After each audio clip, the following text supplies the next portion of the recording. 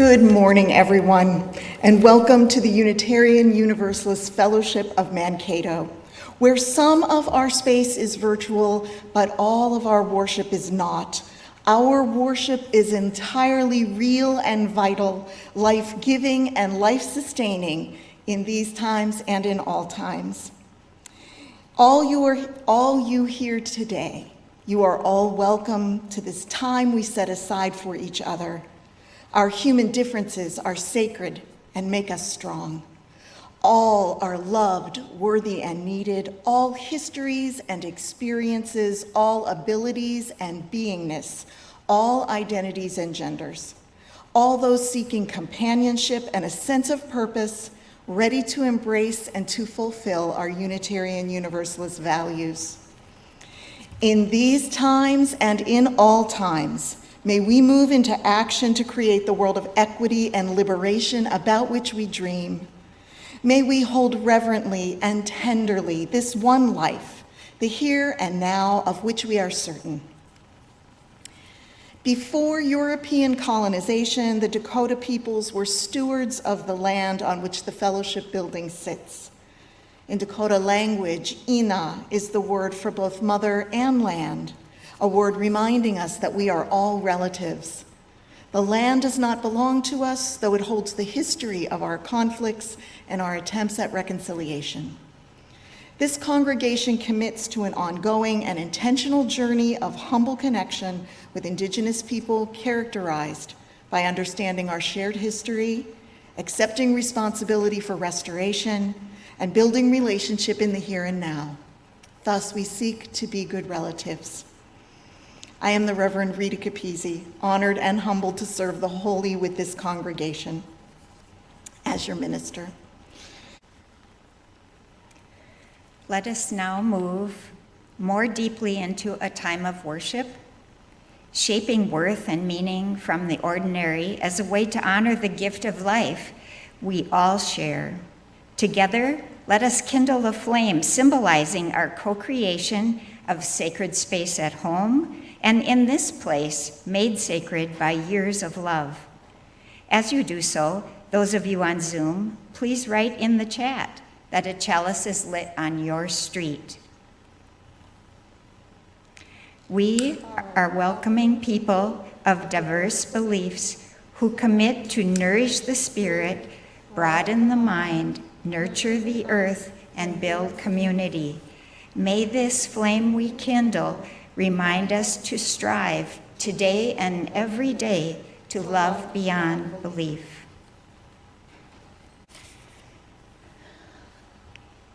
So our Soul Matters theme for the month of March is renewing faith.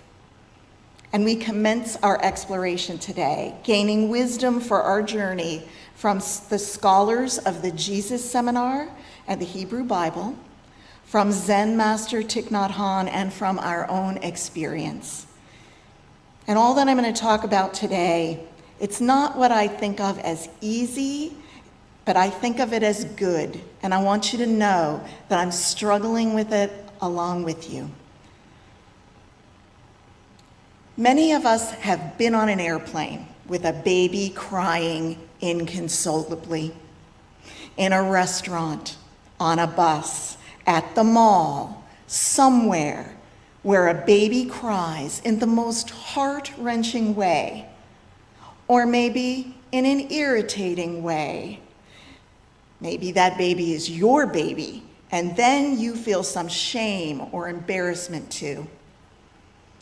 I think it would be lovely, or heart-wrenching, or irritating, or shameful to have a baby crying right now. I wish we did.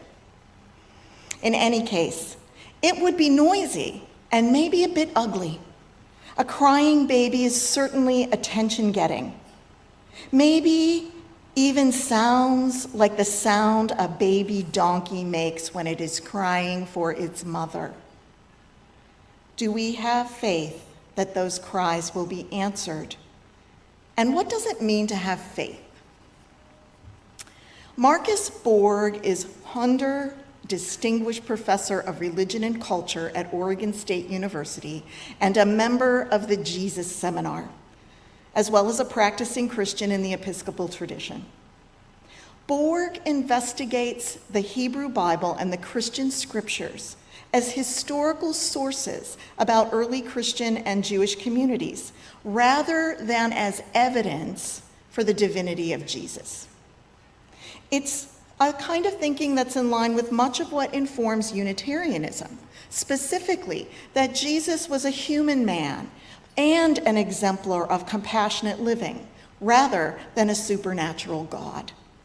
For Professor Borg, contemporary religious practice is about how historical understandings of religion provide us good ways to live our lives in the here and now. And Professor Borg provides us an embodied, present-oriented understanding of faith. He tells us that the Hebrew word for faith in the Old Testament is emunah, the sound that a baby donkey makes when it's calling for its mother. So if you want to hear the meaning of faith, of emunah, you need to say it like braying. Emunah! Can you do it? Will you try it? Are you brave enough? Emunah! Emunah! Can you say it? Say it loud and braying. Emunah! The point, according to Borg, is that faith is like a baby donkey crying out for its mother. And he finds this wonderful. He sees perhaps an element of desperation in it. But more, Borg finds a confidence that the cry will be heard.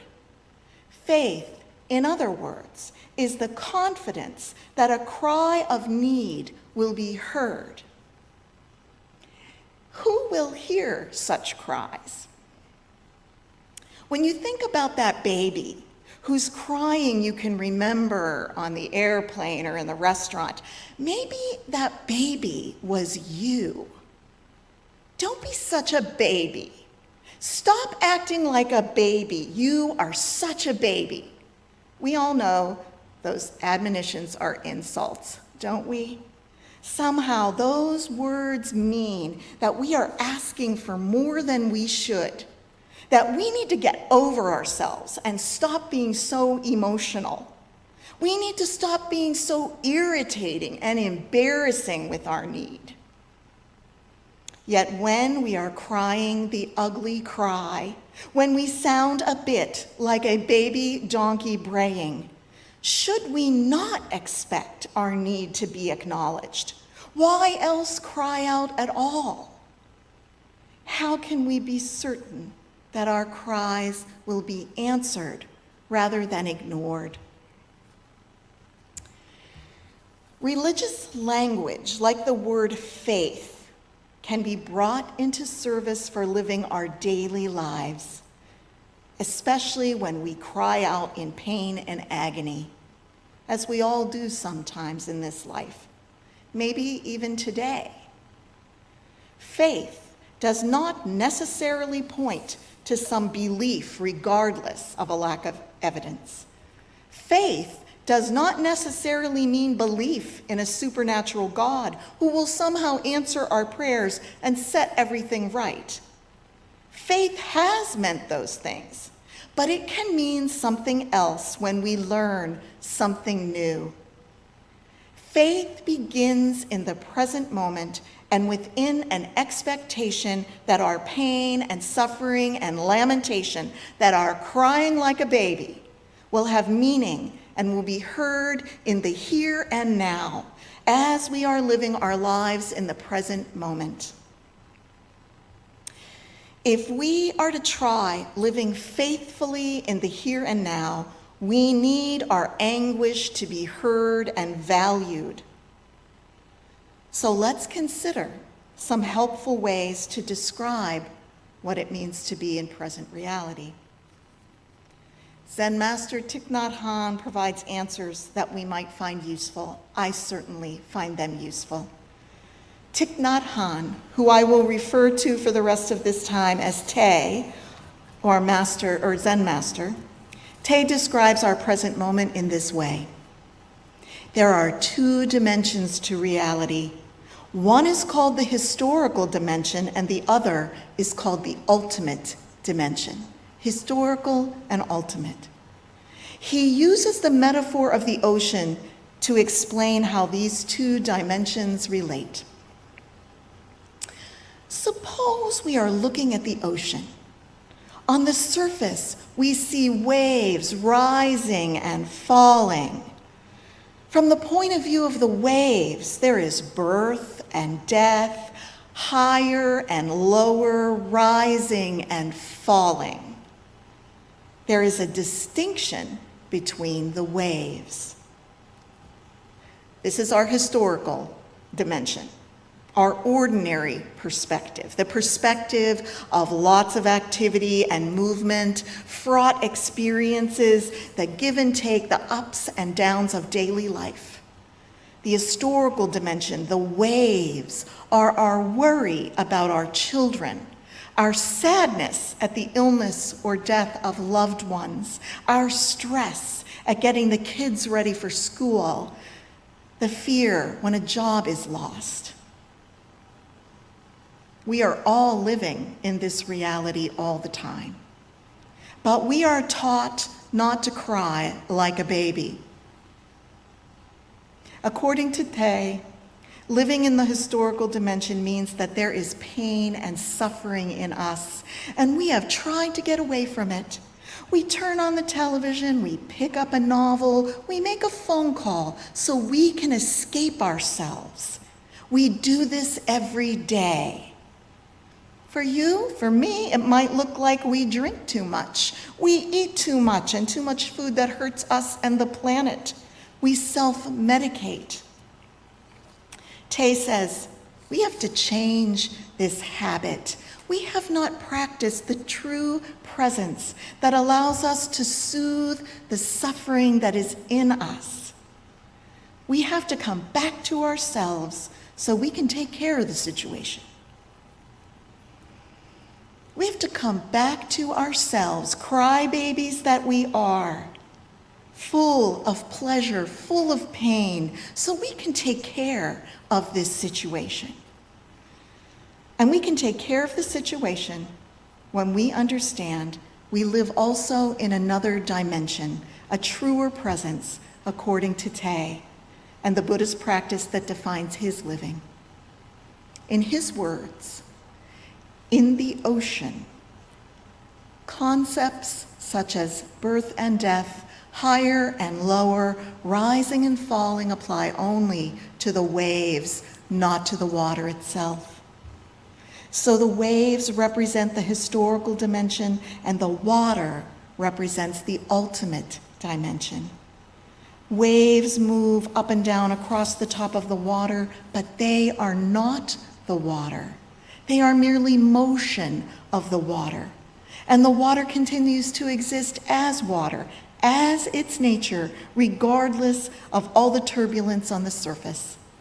In Tay's words, when we look deeply at our own nature, we can get in touch with this ultimate reality. We can get in touch with ultimate reality when all the turbulence is mere movement with no concepts attached to the movement. All that disruption, all that worry and pain can then be quieted, and we can have peace. Again, in Tay's words, if the wave realizes that it is water, its fear disappears. It enjoys its rising and falling much more. Rising is so joyful, and falling is too. There is no birth and there is no death. That is the highest level of teaching. Tay says that pain and suffering are normal, and the problem is when we try to ignore it or push it away.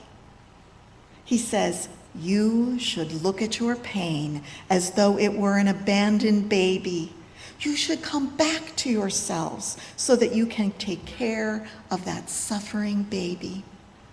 Your fear, your depression, your despair, That is the baby in you. It is yourself. When we bottle up the crying out, when we are unkind to our hurting selves, we create more suffering and pain in ourselves. According to Tay, when you are dealing with pain, with a moment of irritation or with a bout of anger, you can learn to treat those with gentleness, respect, nonviolence, and tenderness. Embrace them with great tenderness as though you were embracing a little baby. Your anger is yourself, and you should not be violent toward it. The same thing goes for all of your emotions.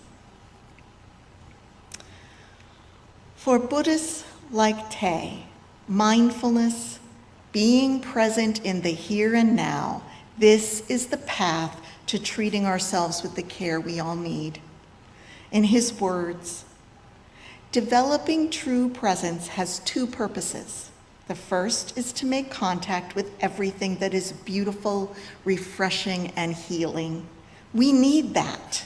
We need the nourishment of a gorgeous sunset, a child's smile, the song of a bird, the company of a friend. All of these things are precious, and we should be here to touch them. Such beauty and joy is our birthright, part of what it means to live fully in both historical and ultimate dimensions.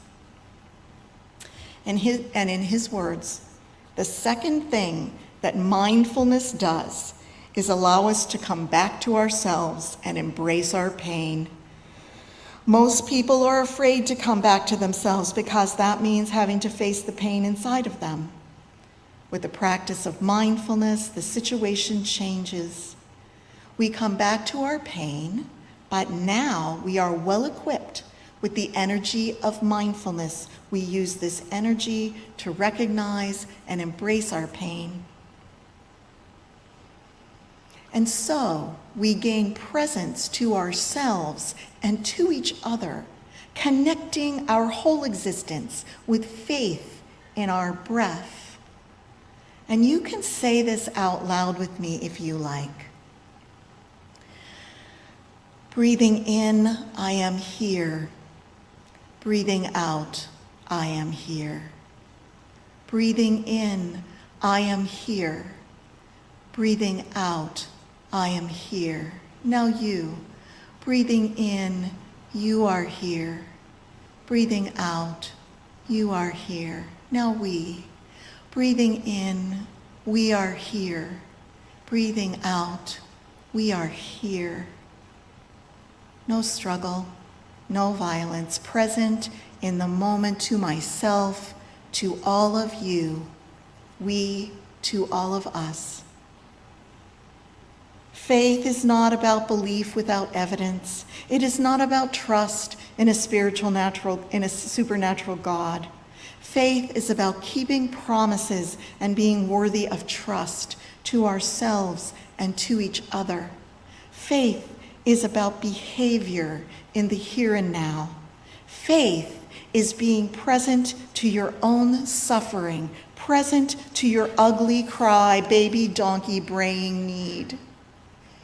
In the words of Alan Watts, to have faith is to trust yourself to the water. When you swim, you don't grab hold of the water. Instead, you relax and float. Have faith that your suffering and your pain is real. Have faith that when you receive your own cries with love and tenderness, you will be able to make your truth known to others. In our community, we hold each other with tenderness as we would a crying baby, a flower, in the present moment. And this is when we Unitarian Universalists know that the world is enough. We are enough. Loving the world and each other is the way. And loving choices create a loving life. As we conclude our time of worship this morning, Let us make a promise that through all this threshold time, we will remain committed to sustained and robust relationship with each other, to the vision of our faith community, to the values of Unitarian Universalism, and to the interdependent web holding us all. As Deb extinguishes the sanctuary chalice, I invite you to extinguish your chalices at home. We extinguish this flame, but not the light of truth, the warmth of community, or the fire of commitment. These we carry in our hearts until we are together again.